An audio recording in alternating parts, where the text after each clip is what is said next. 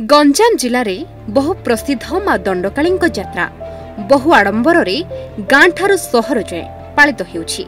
एने पोलसरा निकटस्थ संधि नुआ गाँव में साहू परिवार पक्षरु अष्टदंड महामेलन अनुष्ठित हो जाइछि, जेउठी मुख्य दायित्व थिबा साहू परिवार और ग्रामर समस्त युवक मानक सहयोग रे 8टी स्थान रे अष्टदंडर परिचालना श्रृंखलित भावे होइथिला।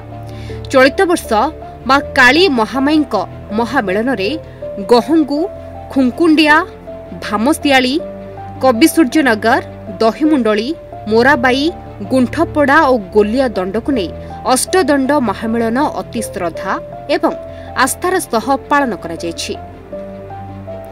पूर्व परंपरा तथा संस्कृति को नहीं मां काली और रुद्रंक सेही महामेलनर अन्यान्य दृश्य देखिबा पई संधि नुआ गाँव में 30,000 श्रद्धालुंकर जनसमागम होइथिला। ढोलो, झांझ, घंट, घंटी, महुरी शब्दरे पूरा मेलन पड़िया प्रकम्पित होइथिला। यही कर्मकर्ता जी कर मोर अति प्रिय, से बहुत दिन आशा करथिले जे अष्टशंभु गोटे दिन में महामिलन करने ए अंचलर ए परिवेशर नेत्र पवित्र करवा, परिवेश पवित्र करवा, समस्ते धन्य हेबा। आमे आज अष्टशंभु को गोटे जगार गोटे सरल रेखार गोटे प्लॉट रे दर्शन करचे। हजार हजार लोक आज चाह बसी एप्रिल 8 तारिख ये अष्टशंभु कौ दिन आसवे आमको आज समस्ते प्रशासन मीडिया भाई समस्ते सहयोग देइचंदी।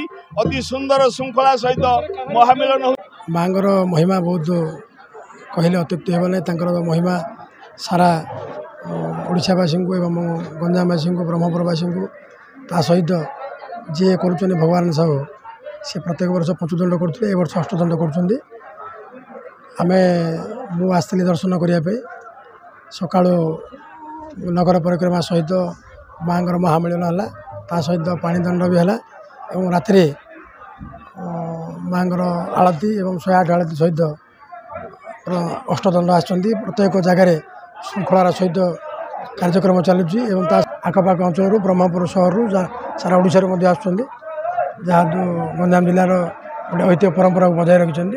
आम बहुत खुशी अच्छे। पोलसरारू Manoj Kumar Ghadei report, news India.